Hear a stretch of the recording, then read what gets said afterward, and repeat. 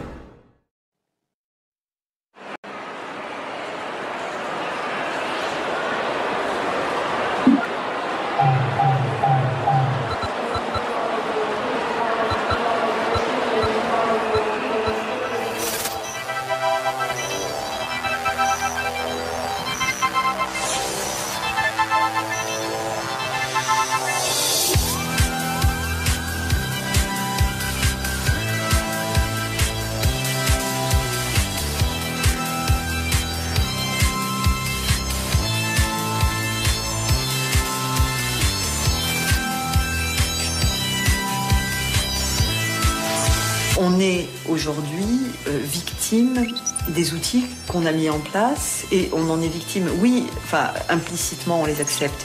Sinon, il faut ne payer qu'avec des billets de banque, ne pas avoir de compte en banque, éventuellement faire vivre du troc et ne pas téléphoner, n'utiliser aucun moyen moderne en fait qui soit raccroché un tant soit peu à un outil de communication. Dans mon attitude, la totalité de l'activité Internet d'un utilisateur en particulier. On peut savoir quelle image il a téléchargée, à quelle heure il l'a téléchargée et sur quel serveur. Bien souvent, les gens me disent « Est-ce que vous avez le sentiment d'être dans une société désormais déterminée par le Big Brother ?» Je réponds toujours que je n'ai pas cette crainte-là pour une raison simple, c'est qu'on y est déjà. Quand on voit tout ce qui se développe en ce moment, en sachant que pour beaucoup de ces évolutions, les textes d'application ne sont pas encore sortis. Donc on n'a même pas encore pu imaginer ce que ça allait donner. En plus, c'est mis en place, non pas dans la vraie vie, mais de façon un petit peu incolore, inodore et sans douleur pour les internautes qui ne se rendent pas compte des règles qui sont mises en jeu pour surveiller leur comportement. In 1949, George Orwell had a vision of the future. Today, that vision is still a best-selling novel. Avant le 11 septembre, Internet était vu comme un réseau libre sur lequel tout le monde pouvait s'exprimer, un formidable outil de liberté d'expression. Après le 11 septembre, on l'a vu comme un outil qui avait servi aux terroristes pour s'organiser, donc un média dangereux. Il est parfaitement normal qu'un État cherche à poursuivre, éventuellement condamner les auteurs d'infractions. En revanche, l'État n'a pas à surveiller l'ensemble des comportements des citoyens en dehors de toute enquête judiciaire. Maintenant, aux États-Unis, les services de renseignement peuvent intercepter vos communications quasiment sans intervention judiciaire.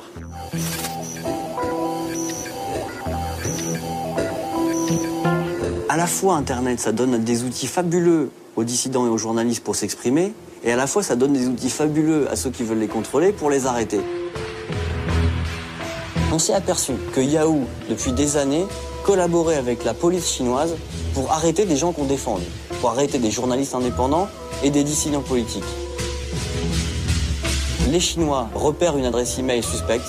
Quand ils voient que c'est une adresse Yahoo, ils disent voilà, donnez-nous accès à toutes les informations sur ce compte Internet.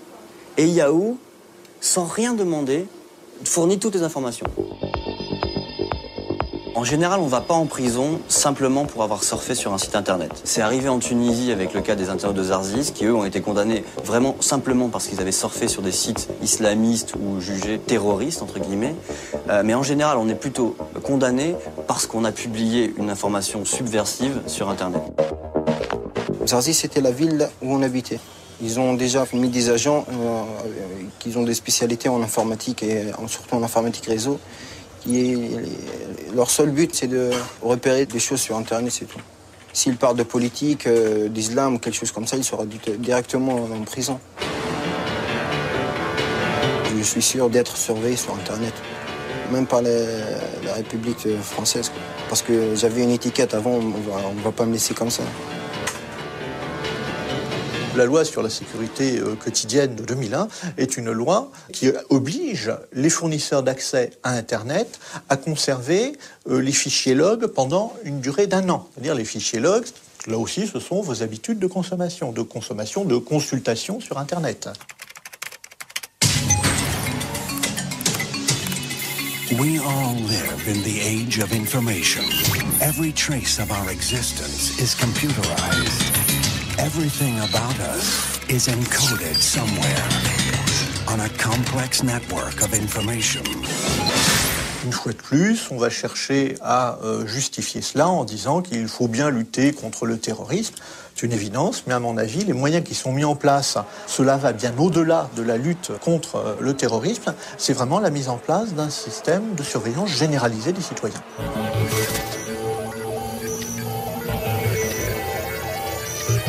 Une mise en partage sur un réseau peer-to-peer, par essence, c'est l'ouverture à un public extrêmement large, et pas simplement à votre voisin de palier ou à votre cousine, du contenu de votre disque dur.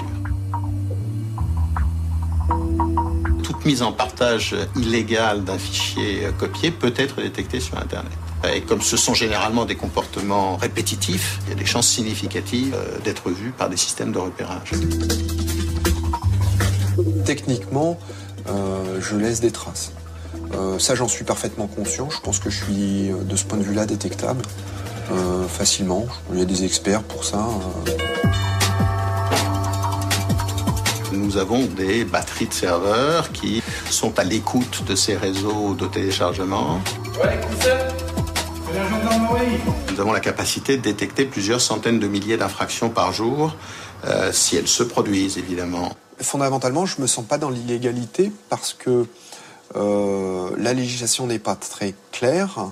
Rien n'est fait pour... Il n'y a pas un moment donné où on vous dit stop, et je n'ai aucune idée de ce que je risque du fait de ce genre de pratique.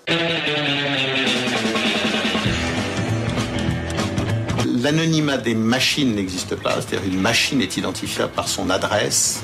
L'anonymat des individus est garanti par les fournisseurs d'accès Internet. Et cet anonymat ne sera ouvert que dans des circonstances réglementaires et juridiques très particulières. Ici, on a l'original qui est donné par le client, et ici, on a les contenus qui sont trouvés sur Internet.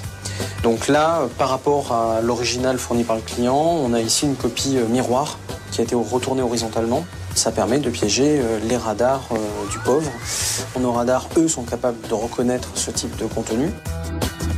On parle de milice du net ou de police parallèle du net, ça n'est absolument pas le terme approprié. Il faut nous comparer aux radars automatisés le long du périphérique.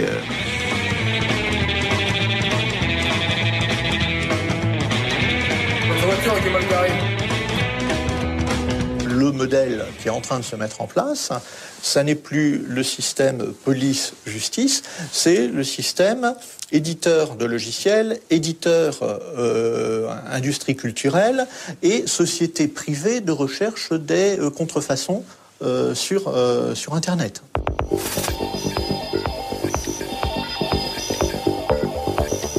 Lorsqu'un utilisateur vide ses données, en fin de compte, il efface que la première lettre de son fichier et le fichier est toujours entièrement présent sur le disque dur.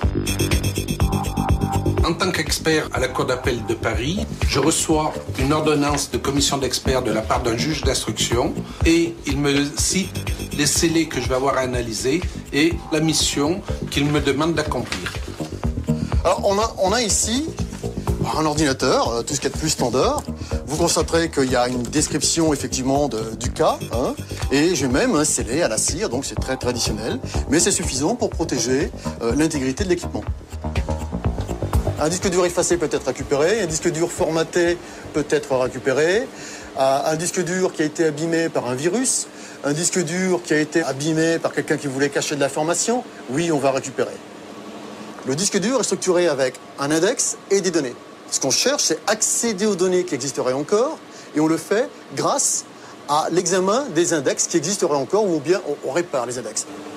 On peut tout retrouver ce qui a été fait sur un disque dur, que ce soit les fichiers qui ont été créés, modifiés, accédés ou effacés. Alors là, on va partir sur une date au hasard, donc en 2002, le 11 septembre 2002. On va augmenter la recherche pour aller plus précis. Alors à 15h19 et 12 secondes, il est en train de regarder un fichier qui est effacé. Voilà, donc le gars là était en train de consulter justement un fichier Word avec des liens Internet. Et j'ai même été rechercher le lien Internet qu'il est en train de consulter dans le fichier Word. Voilà, il est en train de rechercher sur Nicolas Copernic. Si vous envoyez un email, effectivement, une lettre d'abord. La lettre, déjà, quand vous l'écrivez, laisse des traces sur le disque dur. Cette lettre, ensuite, vous allez la mettre dans un email, par exemple. Cet email laisse une autre série de traces sur le disque dur. Vous envoyez ça avec votre messagerie. Il y aura même des traces qui seront sur des serveurs de messagerie sur Internet. Comprenez bien que si vous voulez effacer quelque chose, il va forcément rester des traces.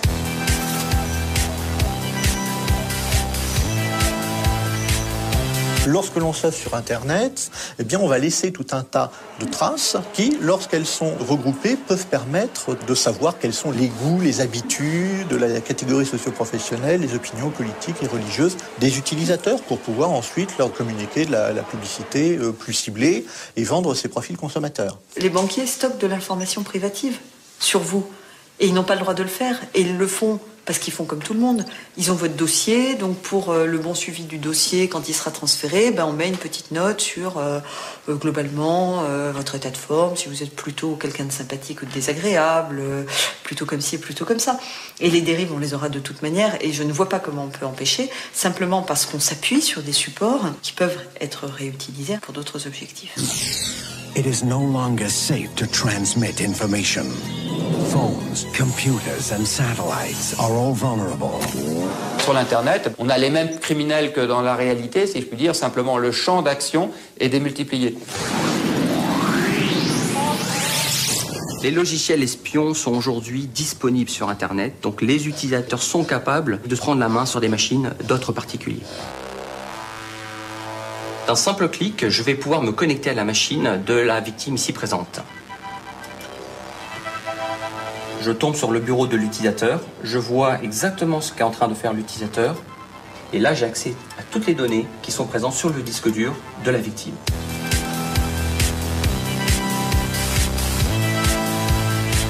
Les gens susceptibles d'utiliser ces outils sont de deux types. Vous avez le jeune hacker qui souhaite prouver au reste du monde qu'il est capable de prouesses techniques.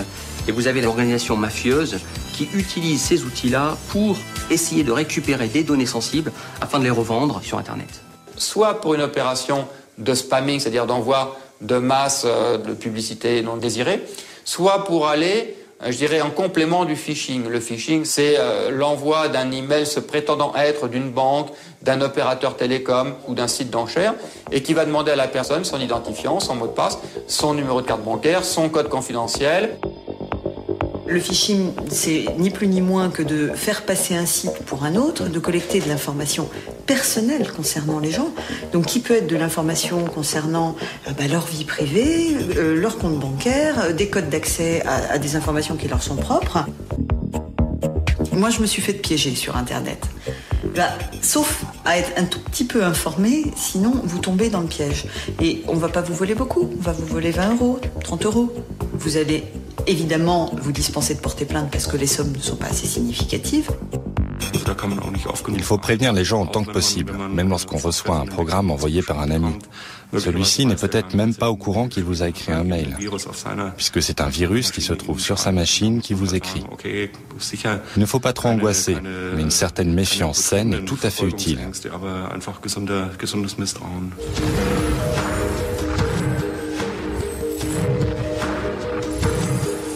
Somebody's been trying to hack in and compromise my identity. You think somebody got my information off the internal network? Don't worry about this. I'll clean it up.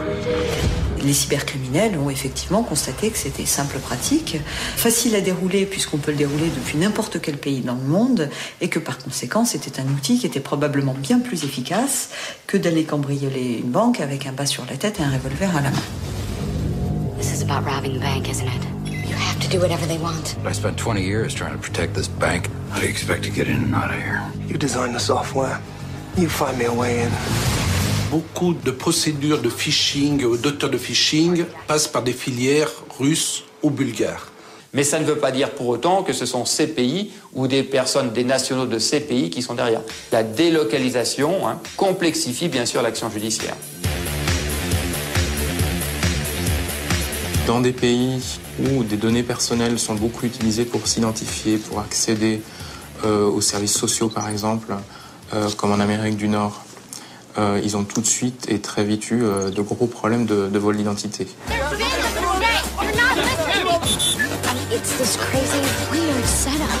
Dans ces opérations de phishing, on va plus loin que de vous demander d'identifier un mot de passe. On va vous demander votre date de naissance, bien sûr le code confidentiel de votre carte, votre adresse. Et à partir de cet état civil, on va pouvoir construire une identité qui permettra à des criminels de pouvoir voyager. My name's Hope Cassidy. I just arrived from America and someone has taken my passport, my credit cards, my bank accounts, everything. Someone has taken me.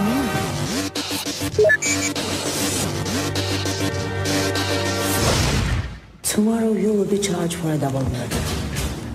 Là où les choses deviennent relativement dangereuses, c'est qu'on a l'impression inconsciente que parce qu'on se trouve en informatique, c'est-à-dire dans un monde formé de 0 et de 1, de oui ou de non, que l'on va pouvoir poursuivre 100% des infractions qui sont commises.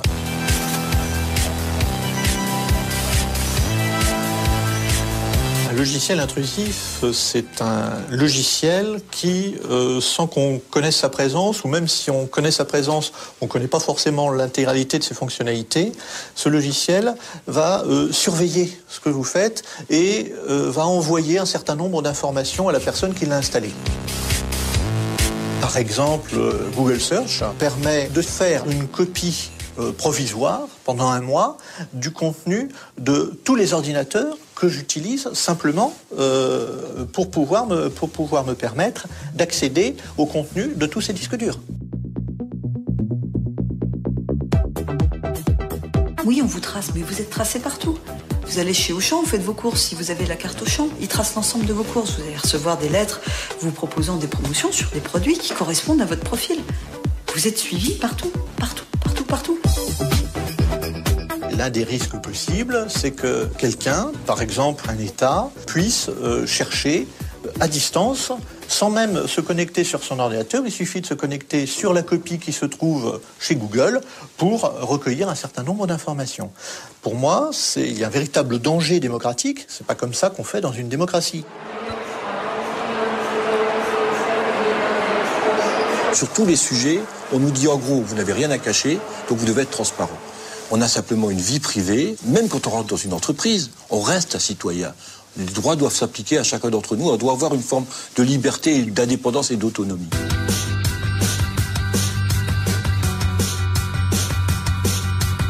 L'outil permet d'établir des statistiques et de générer des rapports.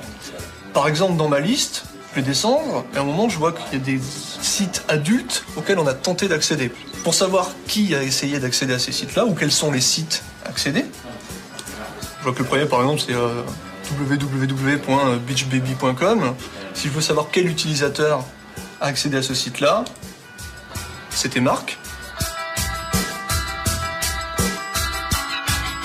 C'est vraiment le Big Brother qui est en marche avec ces techniques. Et de façon, et c'est là que c'est d'autant plus dangereux, c'est que ça se fait de façon parfaitement invisible. C'est-à-dire que si on obligeait les gens à la sortie de leur marchand de journaux, un agent assermenté qui leur disait « Bon, vous appelez comment? Quelle est votre adresse? Vous lisez quoi ?» Là, les gens se révolteraient. Ça se fait de façon parfaitement incolore, inodore et sans saveur sur Internet, et les gens laissent faire. Je suis extrêmement vigilant vis-à-vis du droit et de l'Internet. Le droit n'est pas la démocratie. Contrairement à ce que l'on peut croire, le droit est un des composants de la démocratie. Vous n'avez pas le droit, vous ne pouvez pas faire ça. Nous avons tous les droits.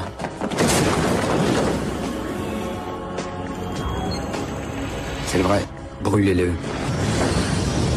Le plus bel état de droit que la Terre ait jamais porté, c'est l'Allemagne nazie. C'est-à-dire que le droit permet effectivement la démocratie, à condition d'ajouter quelque chose en plus. C'est sans doute quelque chose comme la liberté.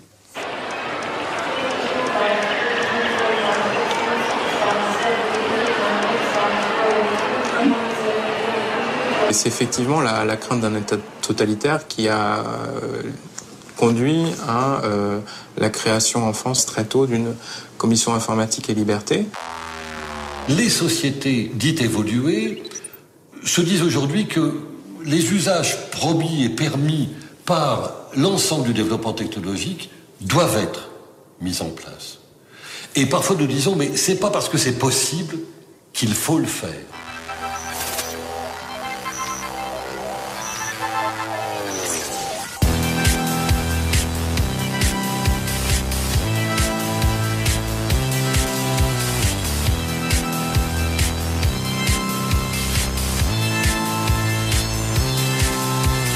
Le problème de toutes ces nouvelles technologies, c'est qu'elles sont à la fois banalisées, complexes et presque transparentes. C'est-à-dire que finalement, on a le sentiment qu'on n'est pas surveillé.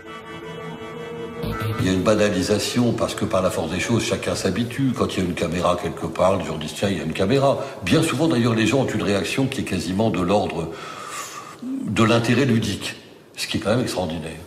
Et je pense que la racine de tout cela se tient dans la jeunesse. C'est-à-dire qu'en réalité, on a une grosse difficulté, c'est que les jeunes générations, qui ont toujours connu, au fond, l'ordinateur dans leur vie, n'ont pas du tout la même préoccupation et la même vigilance à l'égard de ces questions.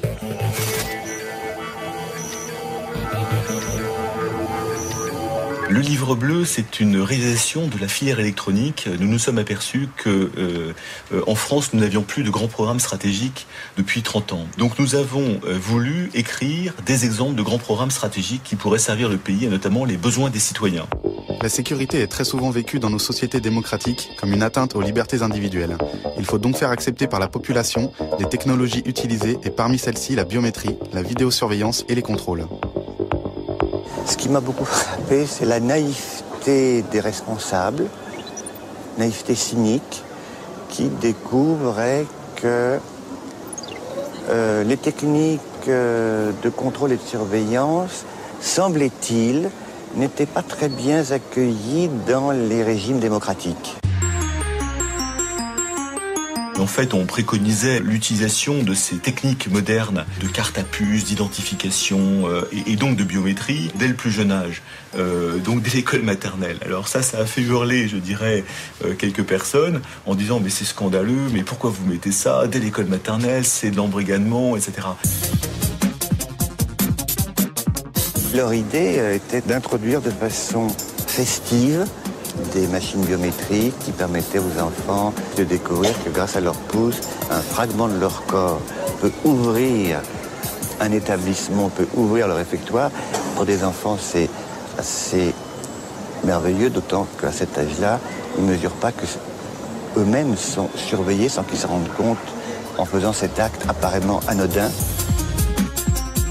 Ce qui est contrôle de sécurité, de transport, d'identification, de toute façon, on est parti pour augmenter ce genre de contrôle. On le voit bien avec les passeports numériques, on le voit bien avec les cartes d'identité, on le voit bien avec les cartes de santé, où il y a toujours des cartes à puce avec des informations, je dirais, biométriques. On peut tout récupérer par rendre un Big Brother sympathique et attrayant. La possibilité pour les entreprises, effectivement, au fond, d'essayer d'initier aux enfants à ces développements technologiques comme la biométrie pour qu'ils s'y habituent, en soi ne me pose pas de difficulté, à condition qu'on réserve une place pour la pédagogie de la protection des données. Car moi, ce dont je rêve, c'est de vivre dans une société dans laquelle les citoyens exercent leur propre droit à définir l'équilibre qui leur paraît acceptable.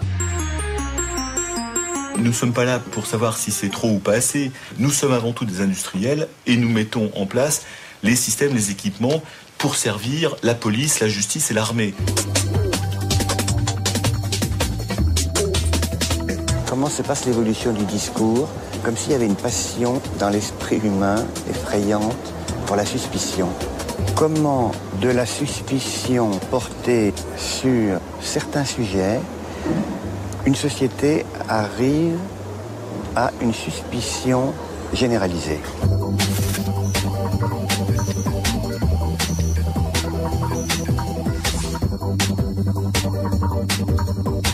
Le système biométrique nous permet d'avoir à la fois une sécurité de badgeage et un certain confort, puisqu'en fait, c'est difficile de perdre sa main ou son doigt, alors qu'une carte magnétique, ça se perd facilement.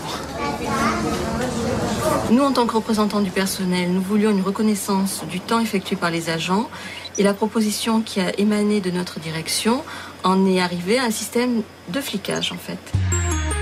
La sécurité n'est jamais très très loin du flicage, puisqu'en fait, à un moment, il faut bien surveiller les gens. Alors cette surveillance, on peut la percevoir de manière négative. En général, les gens qui n'ont rien à craindre la perçoivent de manière positive, comme un supplément de sécurité. Dans beaucoup de petites entreprises, il y a très peu de moyens pour les salariés de réagir. On vous impose une nouvelle technologie, vous la refusez. On va vous expliquer que vous refusez de travailler, ou on va refuser, ou on va vous dire que finalement vous avez quelque chose à vous reprocher.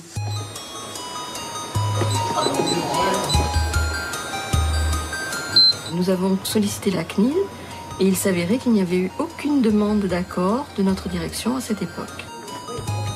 Il se trouve que la biométrie fait partie des exceptions dans la loi pour lesquelles il faut une autorisation de la CNIL. Alors le premier abus, ce sont toutes les sociétés ou collectivités locales ou autres établissements publics d'ailleurs, qui de temps en temps mettent en place des biométries sans avoir fait la procédure d'autorisation. La CNIL considérait que l'identification par l'empreinte digitale était quelque chose qu'on pouvait assimiler à une identification policière. Ce qui nous importait afin de protéger les agents face aux possibles atteintes aux libertés individuelles, c'était que ces mesures biométriques ne servent pas à constituer un fichier qui soit réutilisable à l'extérieur.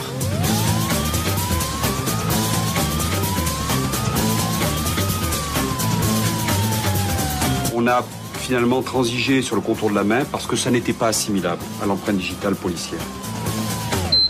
Si on nous pose le problème de l'utilisation d'une base centrale avec les empreintes digitales pour l'accès à un laboratoire de matières toxiques dans une entreprise, pour l'accès au tarmac d'un aéroport, à ce moment-là, ça peut se justifier. Donc on le voit, c'est chaque fois le critère de la proportionnalité qui doit s'imposer.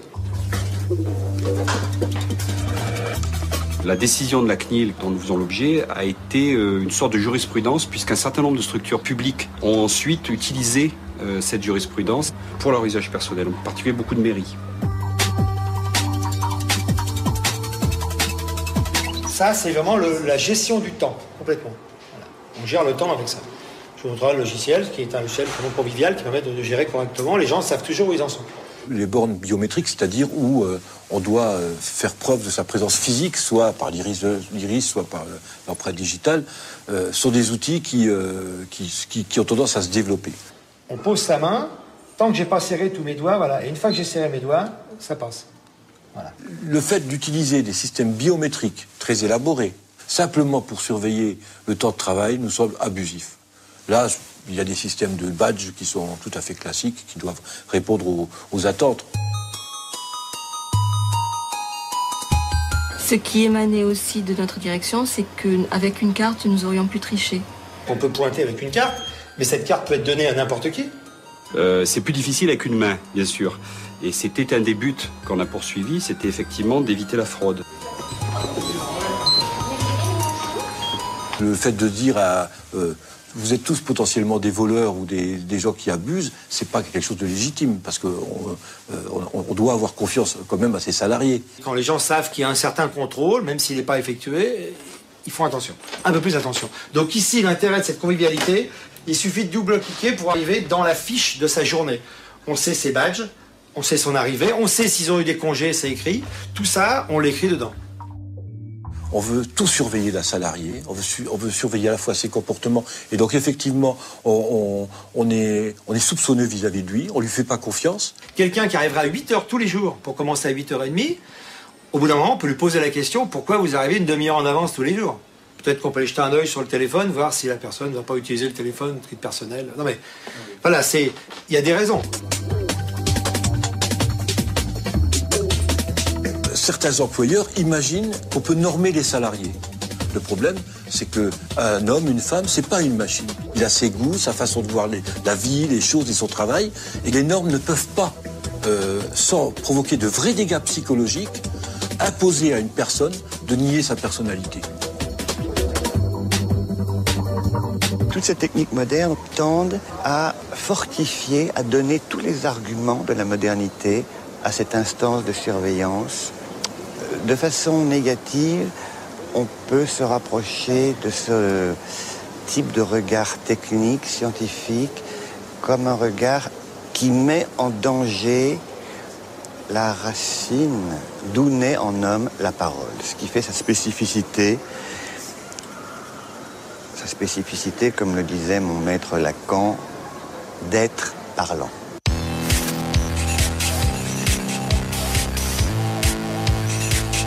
Genetics. What can it mean? The ability to perfect the physical and mental characteristics of every unborn child.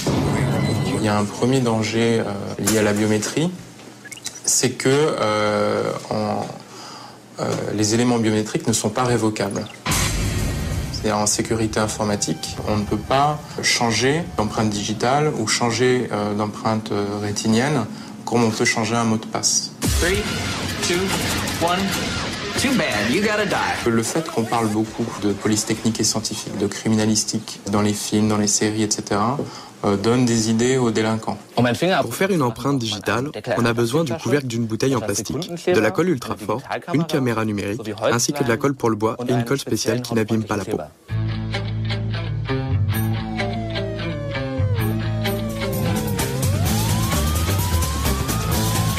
Il y a eu des exemples depuis des années avec des espèces de doigts au caoutchouc, etc., qui tiennent plus lieu du côté ludique de la chose, à mon sens, même si c'était des attaques avérées. Les systèmes biométriques ont évolué par rapport à ces menaces qui vont arriver et que l'on ne connaît pas aujourd'hui. In the not too distant future, our DNA will determine everything about us. A minute drop of blood, saliva, or a single hair determines where you can work, what you're capable of achieving. L'ADN, il faudrait qu'on puisse le comparer rapidement, en quelques dixièmes de secondes. En l'état actuel, la technologie n'existe pas. In a society where success is determined by science. Mais on peut très bien imaginer qu'avec des puces ADN conçues pour ça, on fasse ce genre de mesures biométriques. L'ADN, on laisse des traces ADN dans des pots qu'on abandonne. Et donc... Welcome to Gattaca. Bien avant la biométrie, le sujet disait à Freud « Je me sens observé, partout où je vais, on me voit, on me contrôle, on n'ignore rien de moi ». Et donc déjà l'esprit est préparé à rencontrer cette surveillance qui aujourd'hui s'incarne dans la réalité.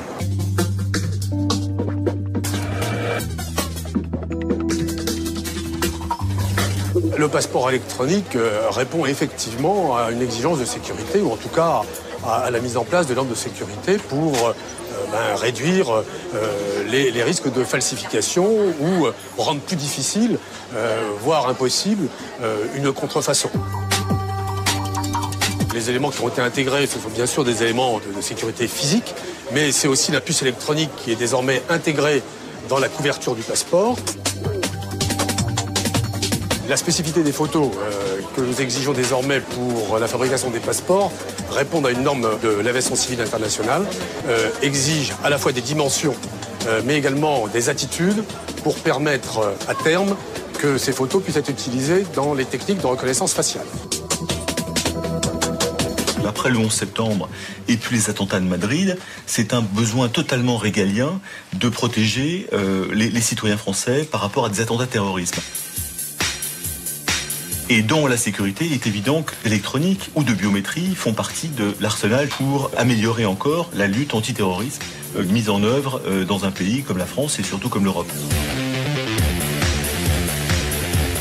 Il faut lutter contre les délinquants, mais en revanche, la sécurisation totale, c'est un leurre, et c'est un leurre dangereux et très dangereux pour les libertés, pour la vie privée, pour la liberté d'expression, etc. Big Brother, c'est tout le monde des personnes, c'est-à-dire le Big Brother en réalité, c'est une espèce de grand développement technologique que l'on met dans des usages qui peuvent être de toute nature, sous l'égide des exécutifs et des législatifs. Le marché électronique dans son ensemble croît de l'ordre de 7% par an dans le monde. Ça intègre tous les besoins des télécommunications, de l'informatique, de l'automobile.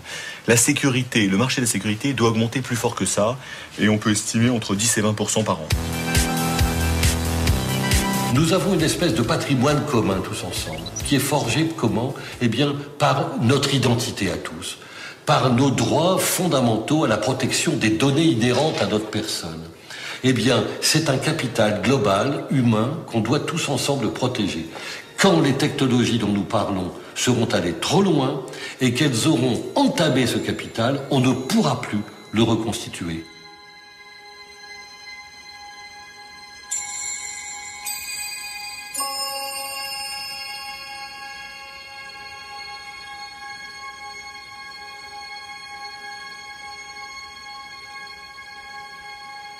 Il n'y a pas de risque que les individus soient à terme tous identifiés par une puce qui serait placée sous la peau, peut-être à la naissance.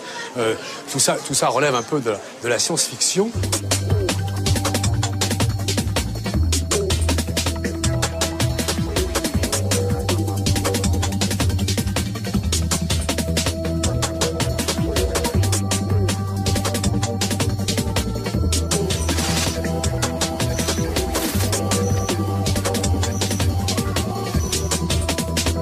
RFID, c'est en anglais, c'est Radio Frequency Identification, donc identification par radiofréquence.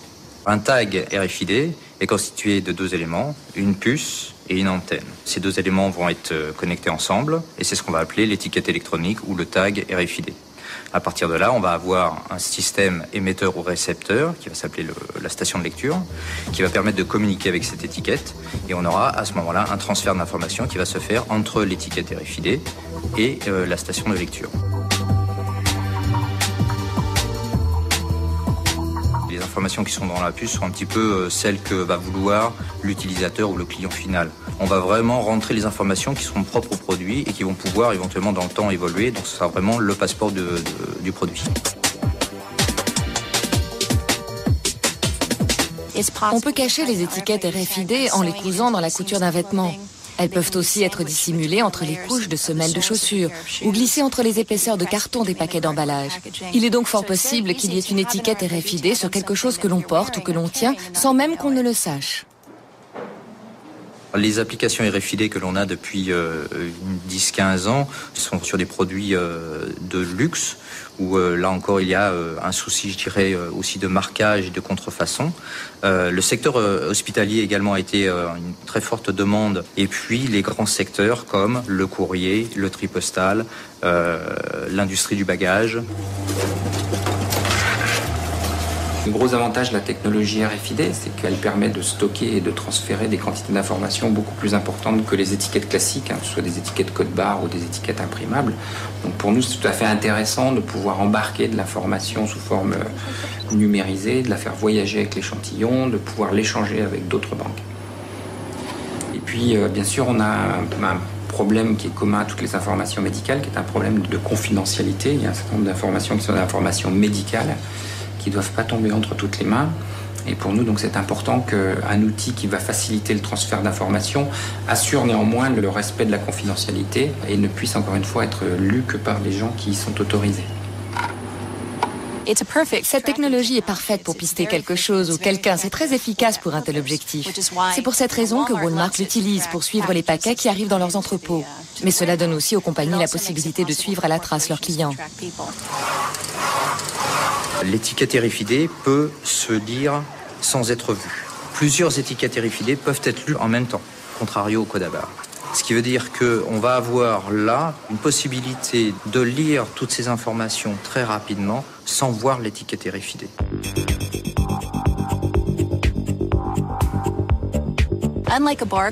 Aujourd'hui, votre canette de soda et la mienne ont le même code barre. Avec les étiquettes RFID, chaque canette aura son numéro individuel et unique. Pas un objet sur Terre n'aura le même numéro. Quand j'achète une paire de chaussures, on peut savoir que l'article 308-247 correspond à la chaussure droite de Catherine Albrecht, car elle l'a payée avec sa carte de crédit à telle date et à tel endroit. Dans l'avenir, je pourrais être pistée. Si l'un des lecteurs d'identification RFID lit ce numéro, on verra qu'il correspond à ma chaussure droite qui se trouvait à tel ou tel endroit. On saura ainsi qu'il y a de fortes chances que je portais bien cette chaussure à cet instant T.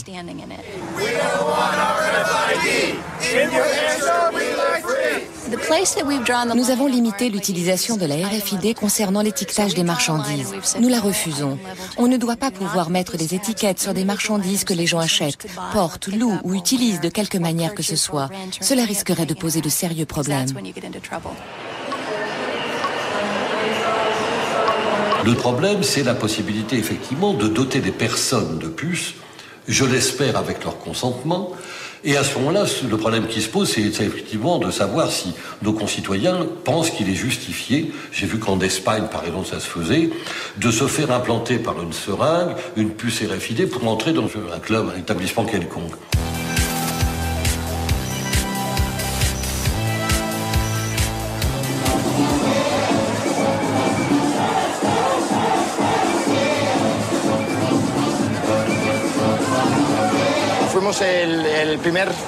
Nous sommes les premiers au monde à avoir utilisé la puce comme moyen d'accès à une zone VIP et comme moyen de paiement aussi.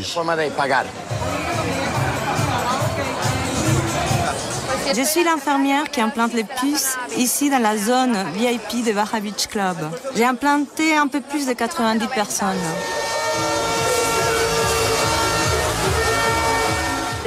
Ils te mettent la seringue comme ça et ça fait un plip. On le voit, c'est comme un petit grain de riz blanc qui rentre sous la peau. Elle se place sous la peau et ne touche donc aucun muscle ni aucun organe vital, c'est sans risque. Là, il y a une sorte de piston. Une fois que l'aiguille est enfoncée sous la peau, on appuie sur le piston qui, grâce à un dispositif de sécurité, place la puce sous la peau de manière à ce qu'elle ne puisse pas remonter. On n'a pas besoin d'amener d'argent, de présenter de carte d'identité, ni quoi que ce soit, puisqu'il t'identifie avec le lecteur. C'est plutôt pratique. Les données contenues sur la puce, je crois que c'est mon nom, un numéro de contact, mais ça, j'en suis pas sûre. Et le seul qui me reste. C'est comme un tatouage invisible. Les gens me disent qu'ils ne s'implanteraient pas une puce, mais moi, je suis sûre qu'un jour, ils en auront tous une sous la peau.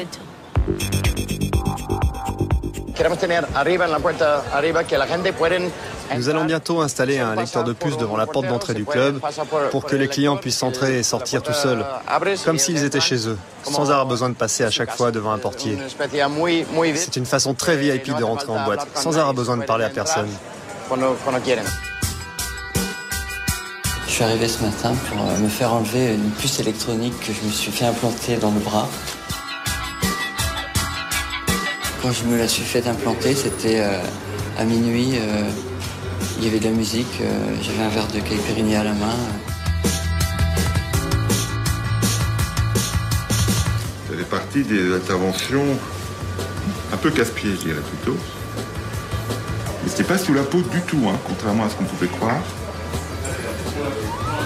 En fait, c'était absolument pas sous la peau, c'était dans le muscle. L'infirmière du Barra Beach Club qui m'a implanté la puce me disait que c'était entre la peau et le muscle.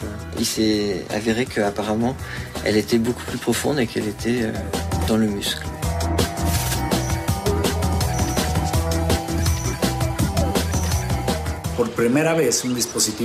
Pour la première fois, un dispositif électronique peut être encapsulé et implanté dans le corps humain sans risque ni effet secondaire.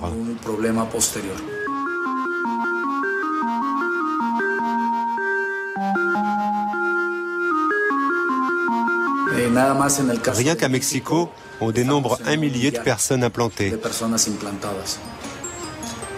principalement pour des raisons médicales.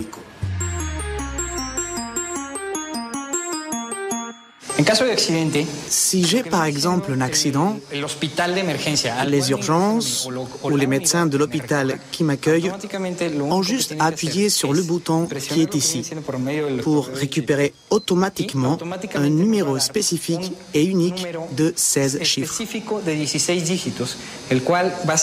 Relié à une base de données, ce numéro permet d'accéder aux données personnelles du patient, à son identité, comme son nom, son âge, son état de santé, ses antécédents, le type d'assurance dont il dispose, les données personnelles qui prévenir en cas d'urgence.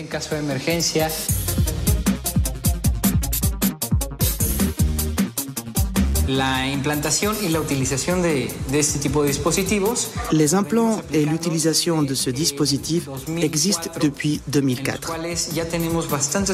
Nous avons donc déjà pas mal d'hôpitaux équipés, des assurances, également des cliniques privées, des consultants et des médecins privés.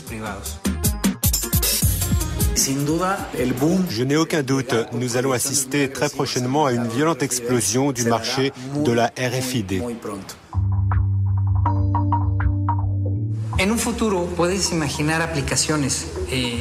Dans le futur, et je parle d'un futur très proche, on peut imaginer des applications avec des puces qui contiendront toutes tes informations personnelles, ton passeport. À Mexico, par exemple, où nous travaillons avec l'Institut fédéral électoral, la puce pourra servir à la fois de carte de lecteur, de carte de crédit.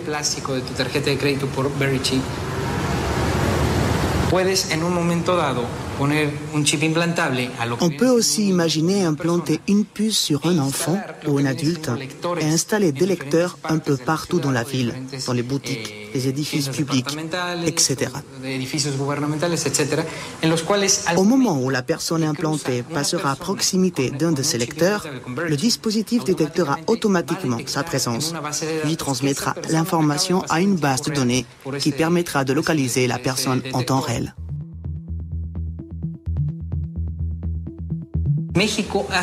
Mexico a été précurseur sur cette technologie, grâce à une entreprise mexicaine et des ingénieurs mexicains pour des applications au Mexique.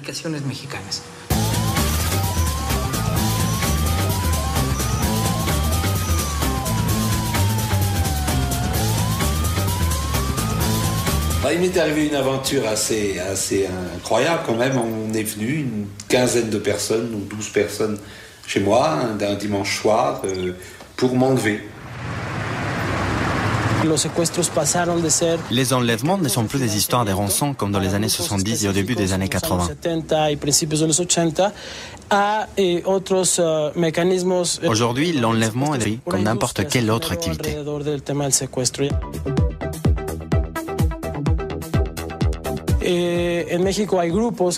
Au Mexique, il y a des gens, certains groupes de personnes, qui se sentent menacés plus que d'autres par l'insécurité, et essentiellement par les enlèvements. Ce qui a pour effet d'accroître les besoins de sécurité, et donc la création d'un marché de la sécurité développé par des compagnies privées.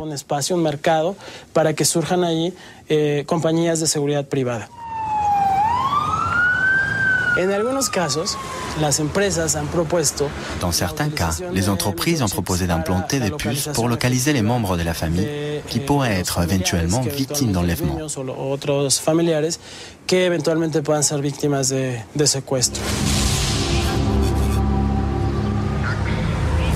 Ils m'ont d'abord emmené dans la bagnole et puis après ils ont commencé à me palper. Alors je dis pourquoi tu me palpes? Oh ben on veut savoir si tu n'as pas un appareil où on puisse te détecter de n'importe où par satellite. Ici même à Mexico, les entreprises qui investissent dans ce type de puces implantables les offrent carrément, gratuitement. Et nous savons que les gens qui ont peur d'être victimes d'enlèvement, ceux que nous appelons les séquestrables, utilisent déjà la puce implantable.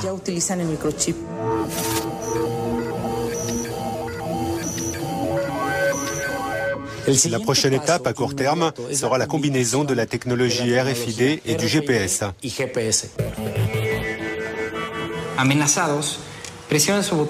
Si vous êtes menacé, vous appuyez sur le bouton d'urgence de cet appareil de localisation qui n'est autre qu'un objet du quotidien. En appuyant sur le bouton, vous déclenchez en 7 secondes une alarme et un appel téléphonique qui retentissent ici dans nos bureaux et provoquent automatiquement une réaction de nos services pour vous localiser avec une marge d'erreur de moins de 12 mètres.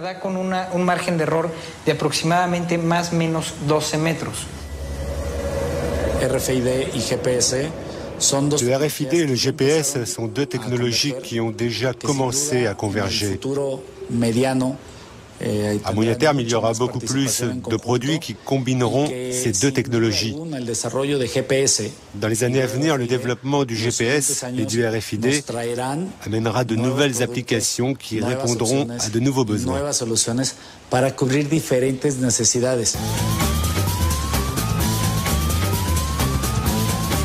Le plus probable, c'est que dans un futur très proche, on puisse implanter dans le corps humain une puce RFID équipée d'un GPS.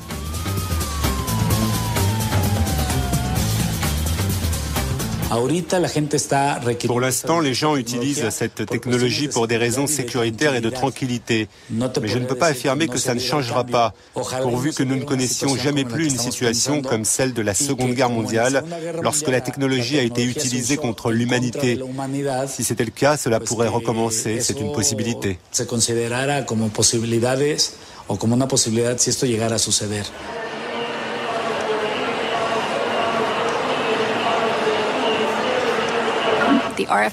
Quand les spécialistes de la RFID, de la vente ou ceux qui travaillent dans le domaine de la surveillance parlent du futur, ils parlent d'un monde dans lequel à chaque fois que vous franchirez une porte, que vous vous promènerez dans un parc ou que vous vous baladerez dans la rue, un ordinateur quelque part vous regardera. Il enregistrera chacun de vos mouvements et conservera des informations sur tout ce que vous portez et utilisez, jusqu'au point de connaître la taille et la couleur de vos sous-vêtements. Cette vision du futur que les partisans de la RFID nous imaginent me paraît effrayante. Dans ce futur, il n'y aura plus de confidentialité. Nos enfants grandiront sans même savoir ce qu'était l'intimité.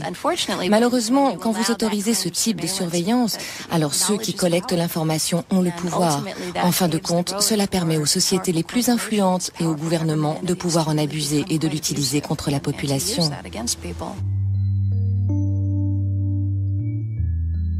On entre dans une société où aujourd'hui on peut être surveillé par une caméra, on peut être écouté. Par la biométrie, on va pouvoir déterminer vos passages à tel ou tel endroit parce que vous en laisserez la trace. Et par l'utilisation des puces, par la géolocalisation, on peut tracer des personnes à distance. On sait où elles se trouvent, etc. Pris isolément, chacune de ces technologies est probablement maîtrisable.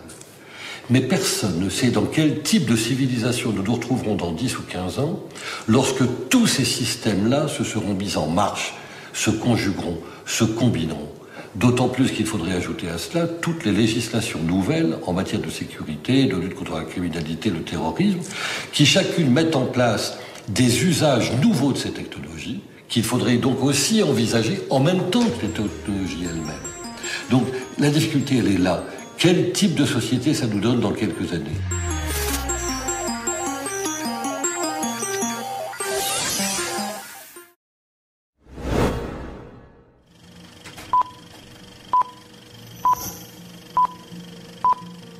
Nous vivons en époque.